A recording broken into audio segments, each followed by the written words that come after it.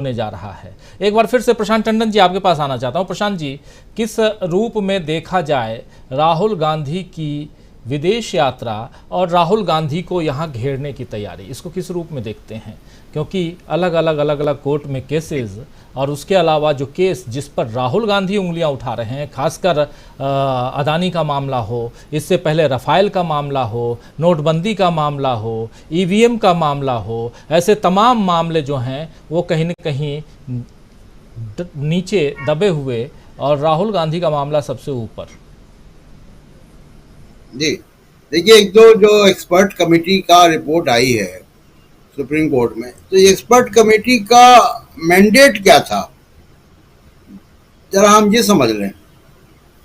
ये expert committee कोई घोटाले का इन्वेस्टिगेशन नहीं कर रही थी। ये एक्सपर्ट कमेटी ये देख रही थी कि क्या रेगुलेटरी रिजीम, ये जो नियम कानून है सेबी के, क्या ये उचित हैं इस तरीके के घोटाले को रोकने के लिए। और वो हिंडनबर्ग के आरोप के इर्द गिर्द था। तो ये कोई क्रिमिनल इन्वेस्टिगेशन नहीं था, ये कोई इन्फोर्समेंट डायरेक्टरेट का इन्वेस्टिगेशन नहीं था, ये कोई जांच एजेंसी का इन्वेस्टिगेशन नहीं था। ये एक्सपर्ट कमेटी थी, वो पब्लिक डोमेन में जो चीजें हैं उससे लेकर उन्होंने एक रिपोर्ट बना दी है। अब इसको ये कहना है क्लीन चिट। क्या एक्सपर्ट कमेटी ने बयान लिए? एक्सपर्ट कमेटी ने अडानी का बयान लिया, उनके मैनेजमेंट का बयान लिया, उनके चार्टर्ड अकाउंटेंट से पूछताछ की, उनको इंटरोगेट किया, उनके पेपर ढूंढ किया, उनके तमाम विदेशी बैंक खातों पे और उनके भाई पे जो आरोप लगे, क्या वो बैंक खाते निकलवाए? ऐसा कुछ नहीं हुआ। तो पब्लिक डोमेन में जो चीजें हैं, और वो भी लिमिटेड, उसका जो स्कोप है, उसके तहत उनको लगा कि हाँ भाई, ये रेगुलेटरी रिजीम में किसी बदलाव की जरूरत नहीं है। आप सुप्रीम कोर्ट का, जिनको भी शक हो, तो सुप्रीम कोर्ट के जो फैसला हुआ था और ये जो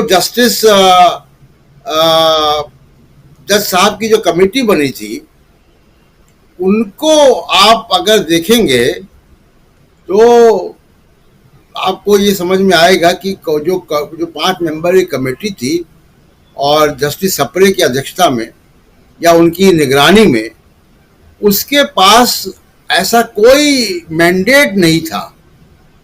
और मैंडेट हो भी तो ये एम्पावर्ड कमेटी नहीं है, ये पुलिस नहीं है, ये मनी लॉन्ड्रिंग एक्ट के तहत नहीं काम कर रही है, ये कोई इन्फोर्समेंट डायरेक्टरेट नहीं है, इसके पास कोई पिनल पावर्स नहीं है। तो इस तरीके उसको क्लीन चिट कहना उचित नहीं होगा। ठीक है, उनको लग रहा है कमेटी को, अब सुप्रीम कोर्ट उस पर देखेंगे। सुप्रीम कोर्ट को लगता है कि हाँ भाई ये बात ठीक है तो ठीक है। तो ऐसे ही देखिए, जेपीसी भी अगर बनती तो जेपीसी भी, मैंने 2-3 जेपीसी देखी हैं। जेपीसी के बाद क्या होता है, ज्वाइंट पार्लियामेंट्री कमेटी पहली बात तो एम्पावर्ड होती है, किसी को भी सम्मान करती है। दूसरा, वो अपनी रिपोर्ट देती है स्पीकर को, स्पीकर सरकार को देता है, सरकार उस ज्वाइंट पार्लियामेंट्री कमेटी में एक्शन टेकन रिपोर्ट देती है कि इस कमेटी की इन चीजों पर एक्शन ये ले रहे हैं। फिर वो लीगल एक्शन होता है, पुलिस, सीबीआई, अदालतें वहां आती, एजेंसी आती हैं। तो ये प्रोसेस है। इस प्रोसेस को हम लोग समझ लें कि जिस तरीके से ये मीडिया में चल रहा है कि क्लीन चिट दे दी गई, ये क्लीन चिट का मामला नहीं था। दूसरा, जो आपने सवाल पूछा कि कर्नाटका की पॉलिटिक्स का असर और राहुल गांधी को, तो जैसा मैं पहले राउंड में कह रहा था राजीव जी, कि राहुल गांधी जो काम कर रहे हैं वो बहुत कुछ अपसेट करने वाला है। जिस तरीके से राजनीति होती है, जिस तरीके से अदालतों के फैसले होते हैं, जिस तरीके से पूरा निजाम चल रहा है, पर्दे के पीछे सारा काम। और आप यूपीए 1 में देखिए कि अब वो आरटीआई लाया गया, वो आरटीआई कहाँ चला गया अभी? तो वो जो इंडिया ने प्रोग्रेस किया था कि ट्रांसपेरेंट गवर्नेंस के वादे होंगे, सब वो सब चले गए हवा में। अभी तो नरेंद्र मोदी जो है वो एक महाराज की तरीके से चला रहे हैं कि नोट बंद कर देंगे, शादी है नहीं हो पाएगी। तो ये इस तरीके से उनका ये स्टाइल है काम करने का। मुझे लगता है कि ये भारत जैसे बड़े देश में संभव नहीं है। ये सिंगापुर में, कहीं नॉर्थ कोरिया में, छोटे देशों में शायद ये मॉडल चल जाए, लेकिन भारत जैसे इतने बड़े देश में जिसका कि डेमोक्रेसी का इतना इतिहास है, संघर्षों का इतिहास है, वहाँ पे इस तरीके का चमत्कारिक व्यक्तित्व लेकर कोई आ जाए और जड़ी बूटी के जरिए शासन करने की कोशिश करे तो वो चलता नहीं है। इसलिए राहुल गांधी को तमाम मुकदमों में घेरने की कोशिश हो रही है। और मेरा संदेह है, और ये गलत संदेह साबित हो तो मुझे बड़ी खुशी होगी, मेरा संदेह है कि राहुल गांधी को इतने मुकदमों में फंसाएंगे ये लोग कि राहुल गांधी संसद में दोबारा ना आने पाए और राहुल गांधी को इलेक्शन प्रोसेस से बाहर रखने की साजिश है पूरी।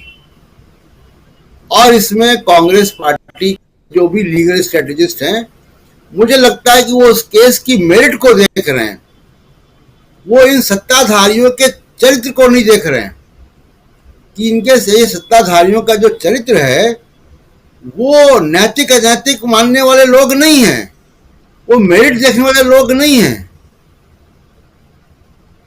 वो तमाम मुकदमों में फंसाकर वो राहुल गांधी को इलेक्शन प्रोसेस 2024 के बाहर रखना चाहते हैं।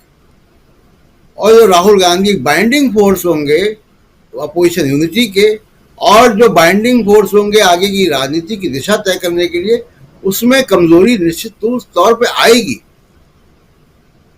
मैं उन बहुत आशावादी लोगों में नहीं हूं जो कि राहुल गांधी संसद के बाहर रहेंगे, चुनाव नहीं लड़ेंगे, उनको सिंपैथी मिलेगी तो वो बहुत जो है वो समर्थन मिल जाएगा। नहीं, सिस्टम के अंदर रहकर ही आप सिस्टम को ठीक कर सकते हैं,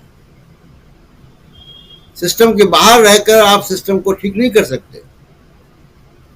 राजीव जी, सिस्टम के बाहर रहकर सिस्टम को ठीक नहीं किया जा सकता है और इसके लिए राहुल गांधी को सिस्टम के अंदर आना होगा, यानी राहुल गांधी को सदन के अंदर आना पड़ेगा, राहुल गांधी को चुनाव लड़ना होगा। और चुनाव लड़ने के लिए राहुल गांधी के जो केसेस हैं उसको बहुत सारे वकील हैं कांग्रेस पार्टी के अंदर, लेकिन